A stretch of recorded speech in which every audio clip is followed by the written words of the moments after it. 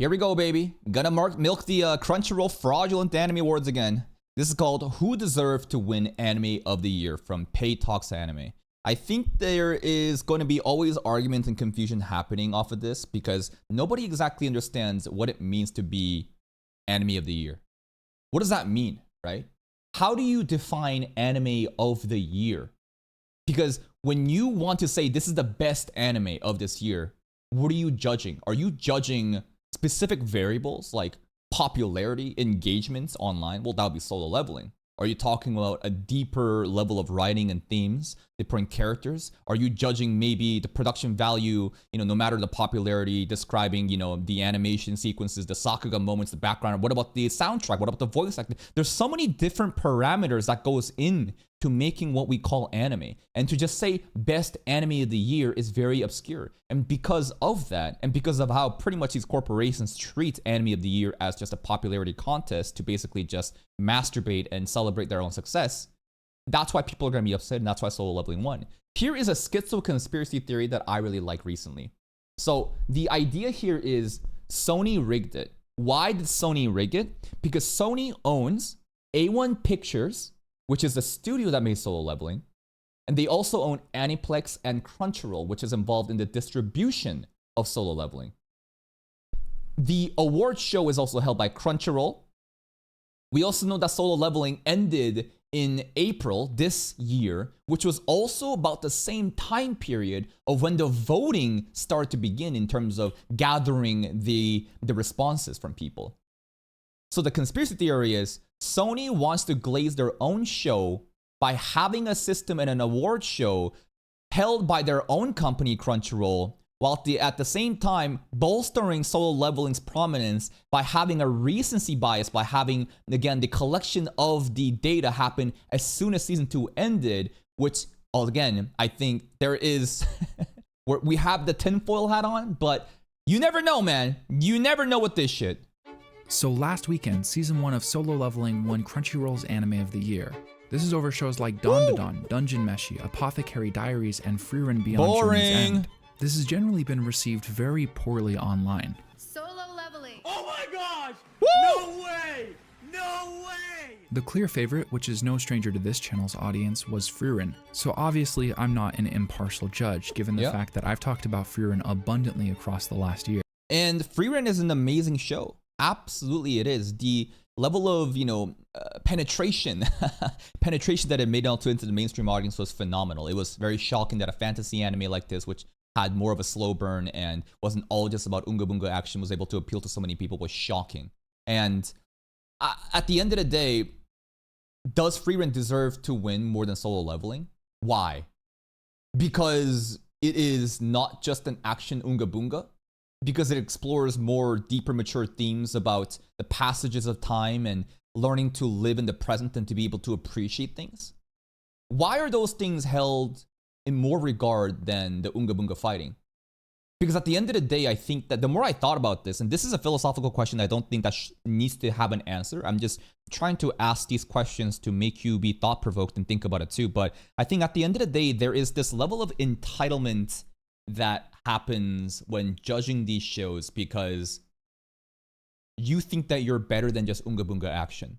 Because something that would require the IQ to be at least triple digits, you need that to be able to appreciate Frieren, but for Solo Leveling, not the case. Any crayon eater can watch Solo Leveling and get hyped up and have fun, but those crayon eaters most likely won't be able to watch Frieren and able to get the full experience and enjoy it at the same level.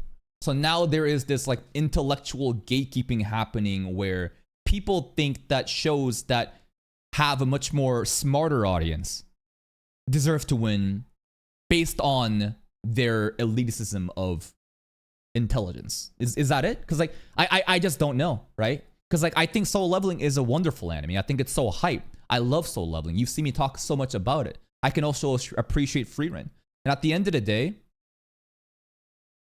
here's a hot take. I don't know about Season 1, but like Season 2, man, the recency bias is so hard, man. Maybe I would put Solo Leveling instead of Frieren, but I definitely understand why people are mad about it. But despite what you'd expect, I think this is more complicated than just a steal. Who should have won Anime of the Year? Did anyone really deserve it? And why do I find these questions so interesting? Because there's always people arguing and being confused online, and it's fun to talk about why you're upset, right? Because at the end of the day, Anime of the Year, I think, is best defined as a popularity contest at this point, right? And the faster you understand that, the faster you can not be upset and angered and confused about the outcome. My name is Pei, and today we're talking about the complicated nature of any award. So the first question I had when thinking about this is, what's the point of an award show? Why do they exist? I mean, the first obvious answer is recognition. Okay. Art means a lot to a lot of different people, and movies and animation are really hard to make. So some sort of official acknowledgement of a piece of media's impact makes sense. However, I can't think of a single award show that hasn't been part of some sort of controversy. Yep. Usually these award shows are all very just like sold out corporatized shows, right? Because at the end of the day, it's all about like highlighting the acknowledgments of all these corporations and different producers and staff, right? And there's a lot of rigging going on. Sometimes the best actual art will never be reflected by these awards because of political agendas, happening behind the scenes. Criticized for snubbing media that obviously should have won. Because essentially any attempt to take an objective look at something as subjective as art often leads to debate.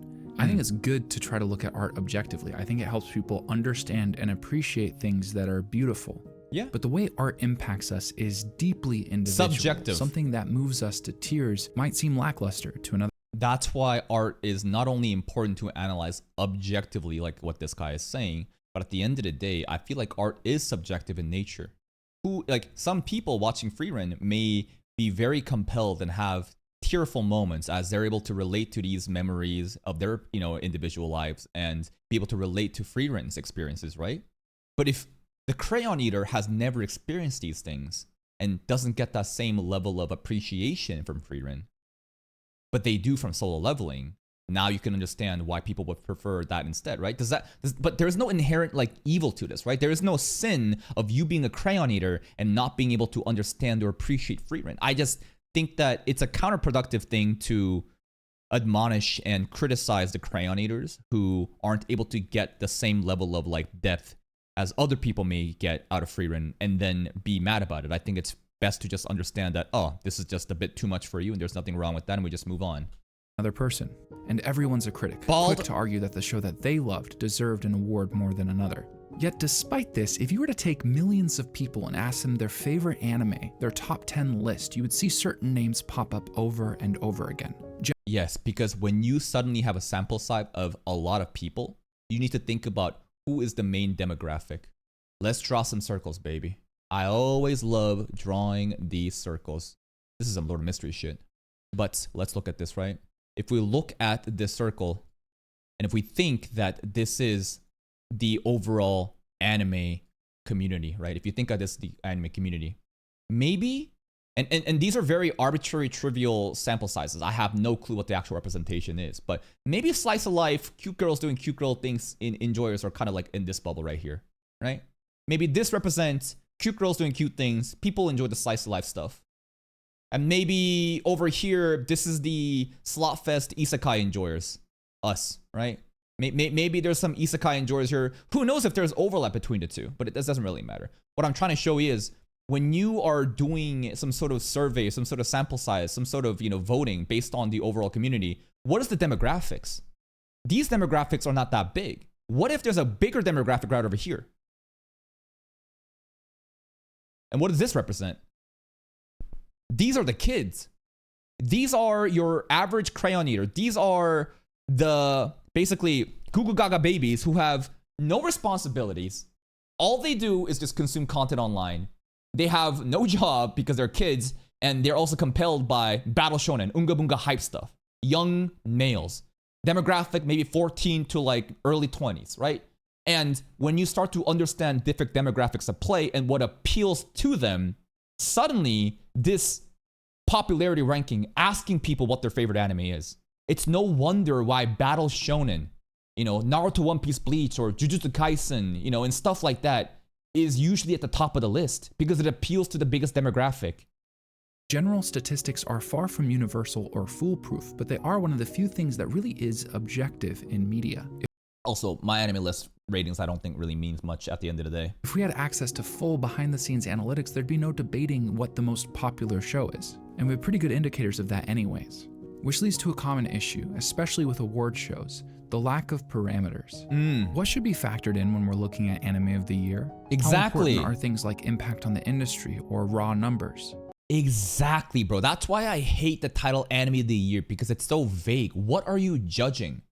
If we literally had award category, the anime that got the most amount of likes or viewership on Crunchyroll, it's so fucking easy, right? That's not even a voting. That's just literal fucking numbers. That's math. Solo Leveling does. Is it just meant to measure quality? One of the tricky parts about award shows that I think leads to such controversy is they're not given much room for explanation. I constantly make big statements about anime on my channel, but it's paired with reasons. So anyone watching my video will have the opportunity to see the evidence and argument I'm making and determine whether or not they value my opinion. Does my statement feel substantiated, supported? Yes, your opinions feel substantiated because you have 168,000 subscribers and this video is published 17 hours ago and already has 30k views. I'm trying to be a little cheeky right now in terms of what he's talking about. Because at the end of the day, this too is a popularity contest in its way, right? I chose to watch this video because someone linked me it, but that person also probably saw it because of the numbers it got. I clicked onto the video, I saw, oh, a lot of sub count. Let's watch his video. And that's why I'm like, you know what? Bigger number, better person, maybe. So this is where the core of this video comes into play. I think Frieren should have won over Solo Leveling. Okay. Ooh, what a hot take. But I think that's very dependent on what my idea of anime of the year should be. Because with different parameters, maybe Solo Leveling deserved to win. Sure. And I'm going to be making that argument too. So let's start there. Why Solo Leveling might be the anime of the year. Might. So what if anime of the year has to do with the show that has the most immediate, directly correlated impact? Not lasting power or influence, but the show that had the most effect on the industry as a whole. Short-term impact. Numbers, headlines. Solo Leveling definitely did that, accomplished those things. I feel like anime is becoming way more popular. And I don't just mean the graphs and statistics that we see online that argue that point. That's crazy, huh? This is what I'm talking about, bro. COVID Demon Slayer brain rot happening right over here. From 2020 to 2021, you see this exponential graph trending upwards. That's why the anime of the award, anime of the year, titles, Yuri on Ice, Made in Abyss, and some other Devilman Crybaby, and then 2020 hit Demon Slayer. Ever since then, Demon Slayer, Attack on Titan, Jujutsu Kaisen, right? Jujutsu Kaisen all over again. Solo Leveling, like that's why Unga Bunga shit that appeals to, again, the most common demographic starts winning because there's a lot more of them than the cultured, otakus that existed during these years building up.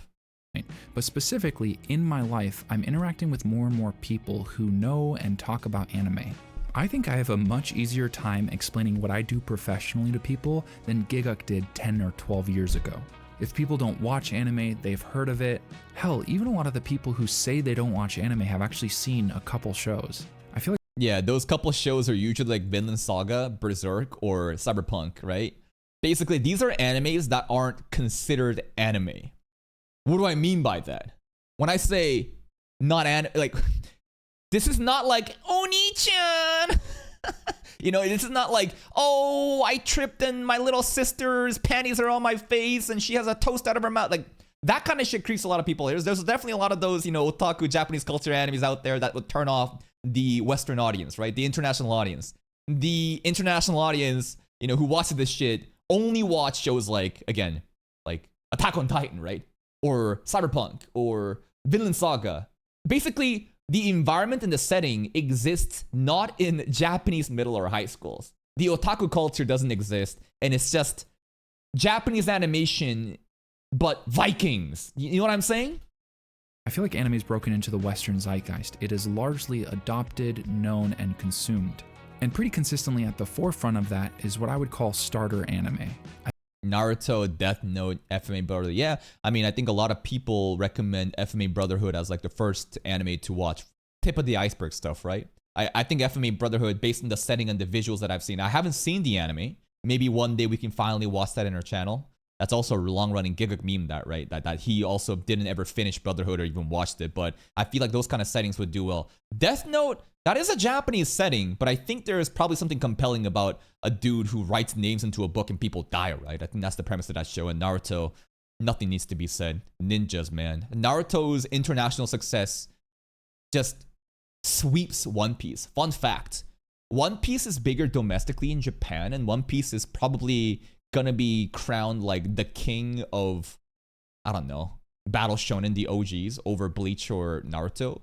But in terms of like international appeal, ninjas, man, Naruto, it did so much better. Something about One Piece just wasn't able to connect to the international audience as much as Naruto did. I'm not saying internationally and One Piece is not successful, but if you compare the numbers, the volumes being sold and the overall engagements, man, Naruto's appeal is crazy. I think it's fascinating how many people wouldn't define themselves as someone who watches anime even when they've seen a couple shows or hundreds of episodes. It's a pretty possessive community for many reasons, one of which obviously is that anime for a long time was counterculture. AKA, if you were an anime enjoyer, you'd be called a loser at school and you were forced to basically find your little shelter in otaku communities online, and you never had real people you could talk to anime about because those people are usually stinky, smelly, ugly, socially inept. I'm sorry, man, but these are the stereotypes, related to the average anime enjoyer, and I think the perspective and the outlook on that has drastically shifted as the years gone by. Wasn't cool. Fact I was doing the bullying is crazy, bro. And it wasn't very widely accepted. So a lot of people who watched anime were mistreated or excluded from other groups because of it. And I think it makes a lot of sense that those people who were mistreated in the past wouldn't want those same people coming into anime and kind of usurping the culture. Absolutely. And there is also this trend, I think, of people who are bullied will do the bullying as well. Doesn't always happen, but there is a common psychological phenomenon that happens in us monkeys, right? And the idea is they want to start gatekeeping excessively. I think gatekeeping does matter, but not in absolutes. I never deal in absolutes. And if you think that everything is simply yes or no, true or false, you are not living in reality. Life is very nuanced, and we should be thinking about things in a spectrum of more likely or not likely. In terms of gatekeeping, definitely in the apex of 2020, in the lockdown and everyone being forced to stay inside with Demon Slayer popping off, way more new people came into the mainstream audience, came into the anime community. And I think that the culture has been heavily criticized because the otaku culture, not gonna lie, there are a lot of creepy shit that happens in Japanese animations that I cannot defend. The most important thing I think is probably lolicon stuff, right? How the fuck do you defend a petite little girl wearing a G-string that claims to be a 9,000-year-old demon? Very hard to get people involved in that. Those are things that I just kind of turn a blind eye on and I say, it is what it is. It's just fan service. It exists in this medium of anime, and we kind of live with that. But a lot of people will come in and try to morally police and try to change the existing culture that exists. And that's when I think gatekeeping does matter, right?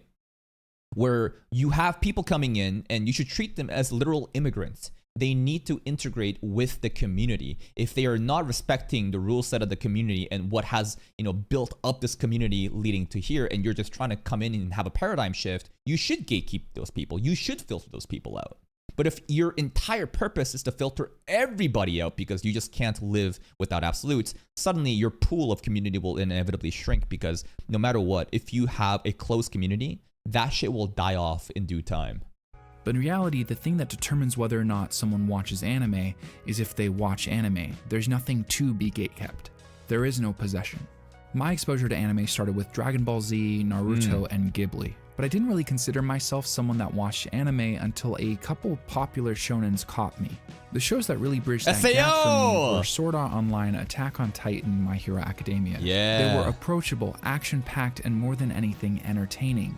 Very accessible, right? Something about this series truly does appeal to the biggest demographic, most likely because these are action hype shit. You don't need to be a genius to watch these shows, but some shows like Attack on Titan, there definitely is a ceiling of how much foreshadowing and intellectual knowledge and media literacy you need to pick up on different cues and be like, oh my god, the author really is a genius. But again, very low barrier to entry shows and appeals to the biggest demographic.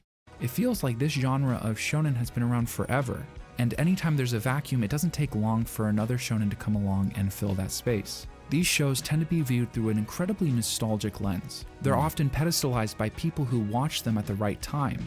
And while it's called a product of its time, right? A timeless classic is something that lives beyond its origins. Some shows are only popular because of the specific circumstances, right? I think a product of its time, I don't know. We'll have to see if Demon Slayer is, and those things will only be tested as more time passes on. Who knows how people were talking about Demon Slayer 10, 20 years down the line, right? But during COVID and the lockdown, shows like Demon Slayer or even video games like Genshin Impact pops off because of the right circumstances. Without these external circumstances that you can't control, who knows what the actual outcome could have been, but that's what we call product of its time versus timeless classics. Some are great, a lot of them are very mediocre, prioritizing entertainment over everything. Well, what's bad with prioritizing entertainment? I feel like entertainment is probably the most important thing when we're talking about content. And entertainment, I think, should be broken down into more specific parameters, right? It is still a bit too vague and generic. But I think what he's trying to say is entertainment right now is inherently tied down to just action. Whatever just gives our monkey brains the fast dopamine hit. And in that context, yeah, it probably is not a good thing overall to just focus on these hyped, little Sakuga moments. But I think entertainment at the end of the day is probably one of the most important things to keep people coming back and, keep watching those shows. So many have cookie cutter bland protagonists so people can just insert themselves into the story. Yeah. They're often fine shows, some are even pretty good, but only a select few are outstanding. The reason this ties into Solo Leveling is because this show is filling that void. It was this year's action-packed, easy-to-consume, entertaining shonen. And if I'm being honest, I think it did that job very well. Yes, and this is what people don't understand. A lot of people are like, Solo Leveling is garbage because it has no story. No, it does have a story. It's just that it's a story that you don't respect because you think it's too simple. The story is this. Sung Jin-Woo is the weakest hunter in this world where hunters exist and they hunt down monsters. And the weakest guy earns a system that grants him power, and he progressively levels up and becomes this Giga Chad and saves people and flexes on people. And later on, who knows what he's going to do. There is this, a little bit of a spoiler, but like the Monarch system and what's going to happen with national level hunters. Now that the original plot of saving mom, right, and getting our family taken care of has been done with the end of Jeju Island raid, who knows what's going to happen with the story on. But that is a story. It does exist. There is a plot. You just don't care about it because it's simple. And a simple plot or a simple story is not inherently bad. Simple concept, once executed perfectly, matters. That's, I think, how you do well. Do something simple really well rather than doing something complex in a mediocre way. How many times have you seen stories or shows where they seem to have a plot and it seems to be very complex? There's many different plot points, but it seems a little bit contrived, maybe even convoluted. You think that the show is trying to be smart, but at the end of the day, the execution or the delivery of those plot points failed, and you're like, this seems very pretentious by nature, right? So at the end of the day, I don't care on the premise of how complex or simple the story is. I care about the execution of it and how you deliver the story, because Solo Leveling was able to do just that, right? It knew exactly what it was. Hype or a farming show. Let people self-insert themselves into Sung Jin-Woo, who also earned his powers in season 1 and grinded his way up rather than a protagonist who was given everything from the beginning. And now as he rolls through everybody and he just fucking solo leveling, baby, just mewing, chinning at everybody, right? We got the memes going on. That's why a lot of people are very appreciative of this show and don't criticize it as much. Solo Leveling and a lot of these shows in the past have made approaching anime easier, and it's shocking how often now I make conversation with people who I would never expect to like or watch anime, who don't just enjoy it, but love it. Take, for example, this guy I play basketball with. He's a popular Apex Legends streamer and commentator named Nicewig. Oh shit. We've had multiple conversations about anime, and a good portion of those were talking about Solo Leveling. There we go, man. And no disrespect to Nicewig, but he probably is not a terminally online otaku like us, right?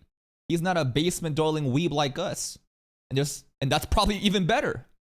And for him to be exposed to anime by having really mainstream shit like Dan Da Dan or Frieren or Solo Leveling, the reason I bring these shows' names up is because I've noticed that amongst my friend groups too, and many other people, those people who don't even know what a seasonal anime is, this guy probably has no clue what a seasonal anime is. They hear about these shows because of how popular it is, and they start watching anime or get introduced to that because of that. And I think it's great that the anime community continues to get bigger. You can complain about how mainstream people coming in are ruining the community and be a bitter old man, but I think, in my opinion, it's better to welcome these people in and have them understand, the existing culture and rule set, and have them integrate nicely into our community. And that's how we grow and thrive together. So it is great that solo leveling has that ability to penetrate into the mainstream audience. And without solo leveling, you could never have these normies coming in, man. Yeah, and again, you can gatekeep all you want, but that's a very, very...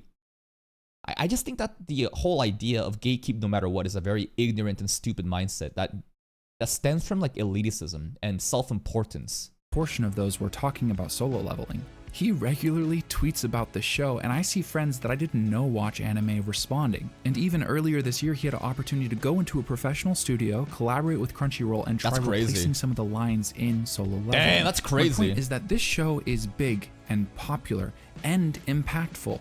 It might have individually had more impact on anime as an industry this year than any other show. And maybe that means if the parameters were based off of impact and popularity, that solo leveling should be anime of the year. But what if it's for the best? The 2025 nominees for Anime of the Year felt really stacked.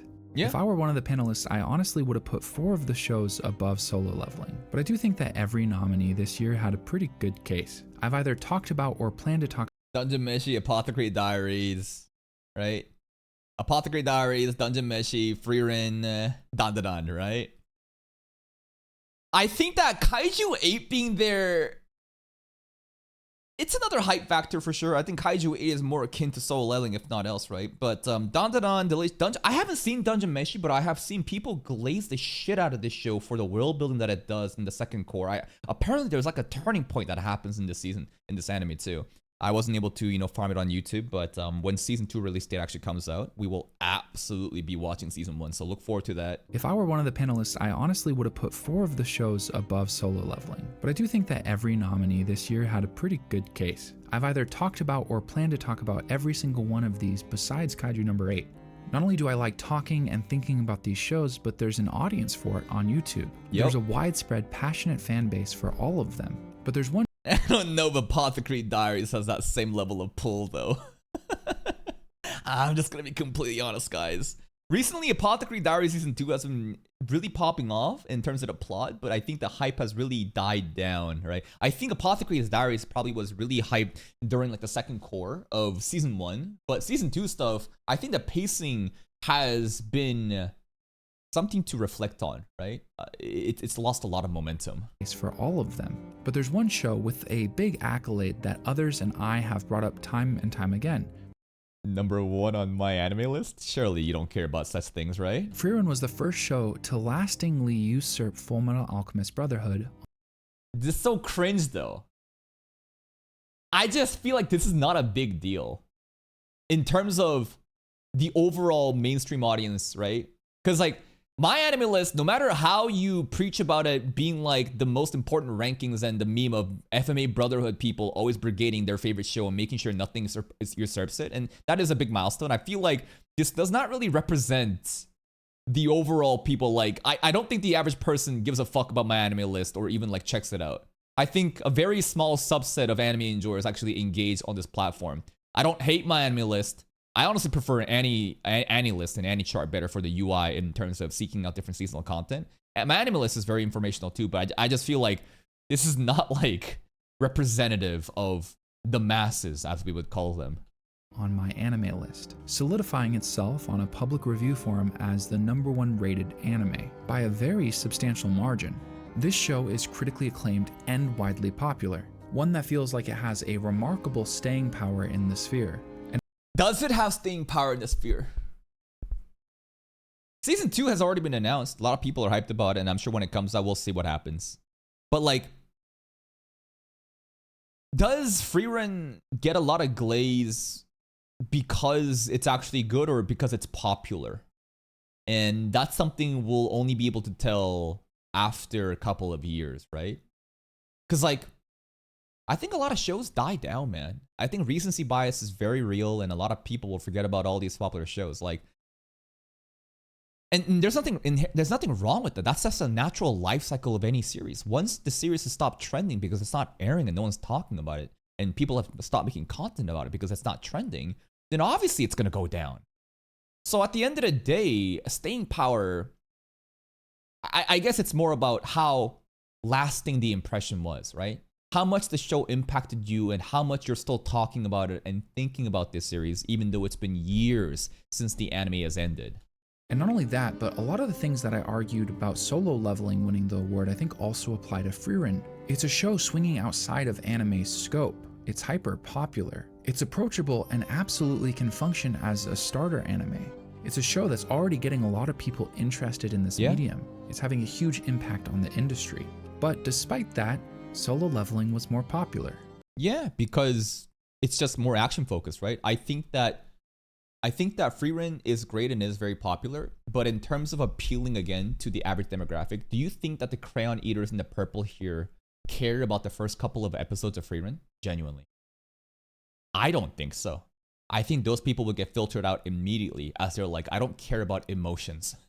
I don't care about this girl crying about this fucking bald midget, bro. Give me some action. And they're probably watching it and everyone else is like, nah, bro, you just gotta keep watching. Frieren gets so peak. And those people are like, boring. And then they see episode 4. Or maybe it was 3. Or I think it's 4 though. Where Stark is fighting a dragon. And they're like, oh, I'm locked the fuck in, baby. Woo! Dragon fight, baby, right? And that's when I think a lot of people get invested. But this is what I'm saying. The average the average person in the biggest demographic that appeals, right, to these popularity contests, they probably don't care about Frieren as much as Solo Leveling for the reasons I just stated. So it's not a surprise to me that Solo Leveling would have won if this is a popularity contest. Maybe in the spirit of giving people their flowers where it's deserved, popularity should have its own category. Or maybe it should even be factored into things like Anime of the Year. But popularity is one of the easiest things to understand when it... I think we just get rid of the title Anime of the Year. We need to have either give a fucking actual parameters that's being judged in Anime of the Year, or get rid of it entirely and clearly specify best fantasy show of the year, best isekai show of the year, best Crayon Eater show of the year, best fucking anime that had the highest engagement of the year. This is why people get so mad, because of how obscure these fucking titles are and how people have these different entitlements coming from their own different biases, and they're like, why didn't my show win? Comes to anime. The information's all there.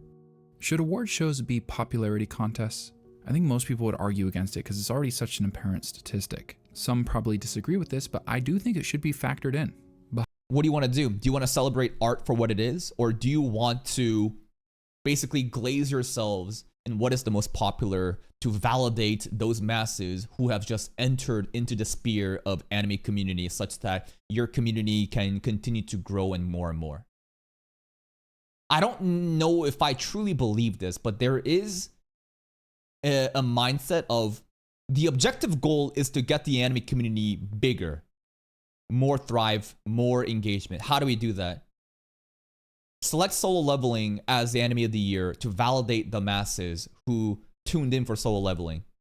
And the better that you can appease those masses, the more they will in turn keep watching more anime. Does that make sense though? I'm not really sure. I'm trying to do some mental gymnastics right now about it. Behind quality. But also, I think that the average person probably doesn't even care about these award shows. Straight up. I don't, as much as these award shows, you know, maybe popularity contests, I don't know if the average person would care enough to get involved in this shit. The average person, I think, is very silent and lurking, and they're just kind of consuming, and they don't really engage with this shit. Like, they can't be bothered to vote.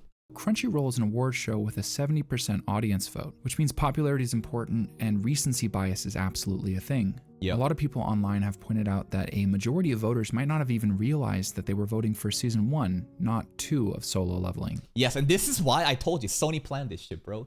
Conspiracy theory is the award show, for whatever reason, the votes, they cut that shit at the end of April. How convenient that you included 2025 winter, which has Solo Leveling season 2, right before the award show, huh? So it's like, so you're telling me Crunchyroll Awards, again, which is Crunchyroll's owned by Sony, and Sony owns A1 Pictures, and Solo Leveling is made by A1 Pictures. Rigged leveling? Stop the count, brother! Stop the vote! Fraudulent! That has a widespread effect. So with awards, what's the solution? Taking away the audience portion? Personally, I think the best award shows have predominantly panelist input. And here's the thing. Panelists input, the judges are fucking frauds. We talked By the way, second channel content.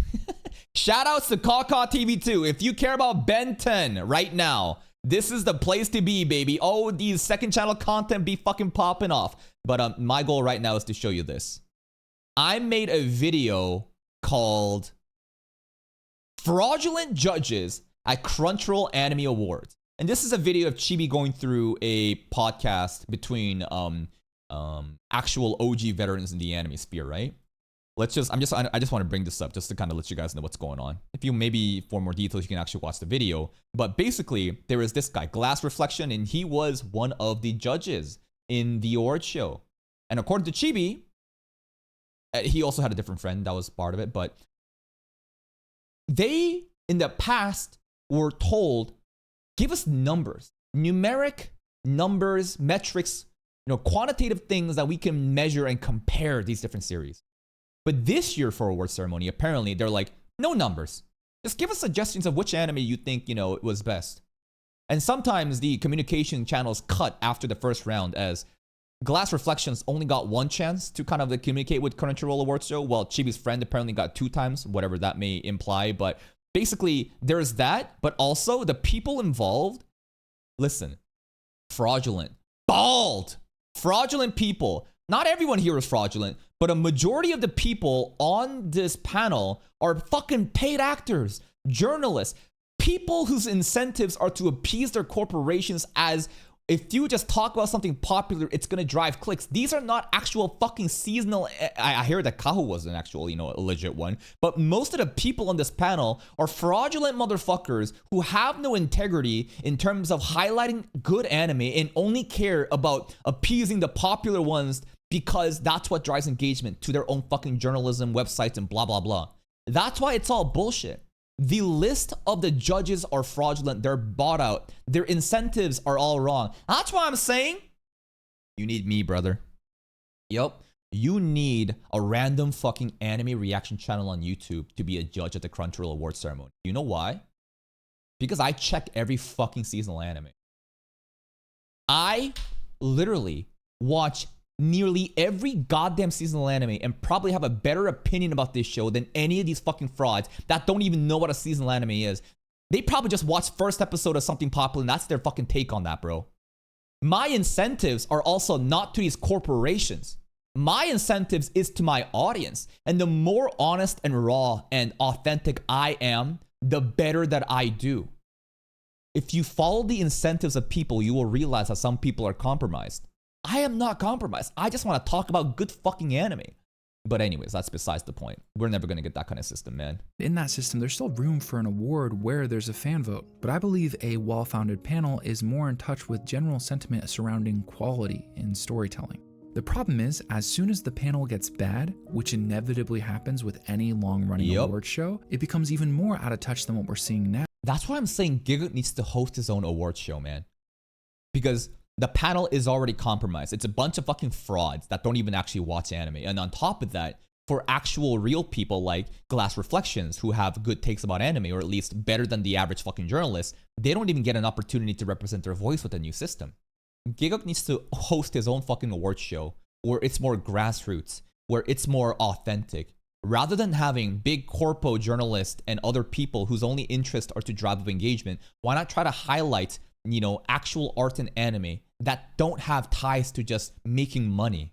Now, I found that a lot of awards fall flat. There are rarely results that everyone is satisfied with, and in the pursuit of legitimacy, sometimes there's this kind of air of superiority. I didn't find myself very bothered by Solo Leveling winning, because I think I kind of already dropped my expectations. Award shows are incredible.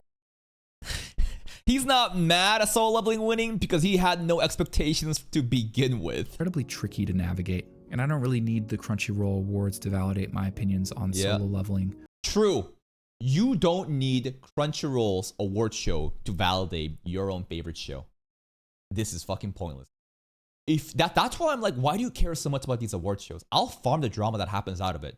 But I see so many people that have so much why do you give them so much power? Why do you let these stupid ass fucking award shows determine if your favorite show is good or not? None of that should matter. Your own opinion should matter.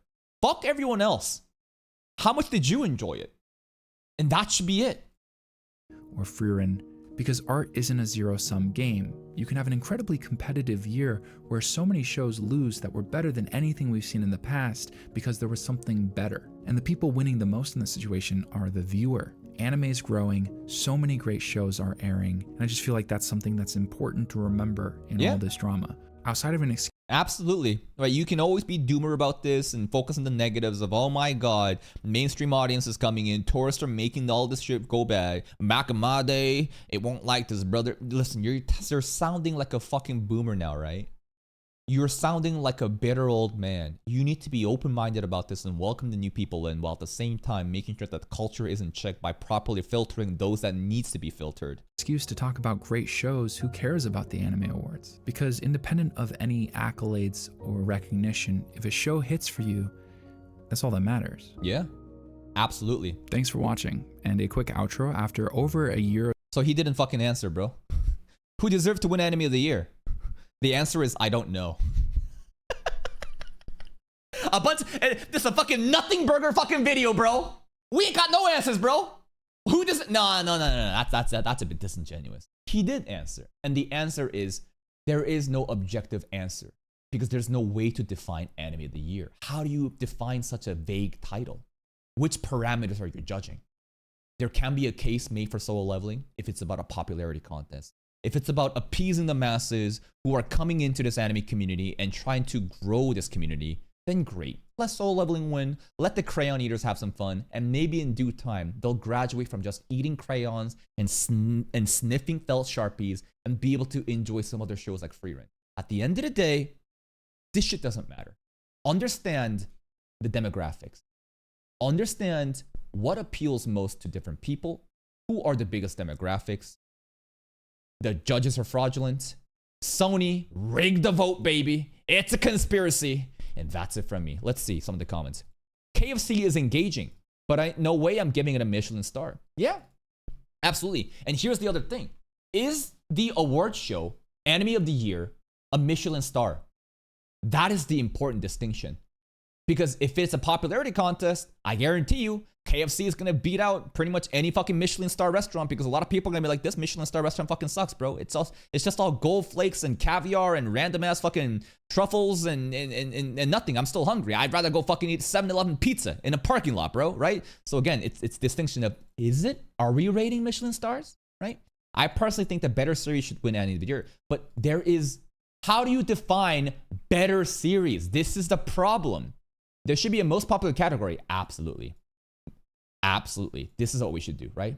So most popular, Solo Leveling. Most critically acclaimed, right? Or what is actually art. So this is like, what had the most amount of revenue in all the foods? McDonald's did. Congratulations, Solo Leveling. McDonald's, you take the prize.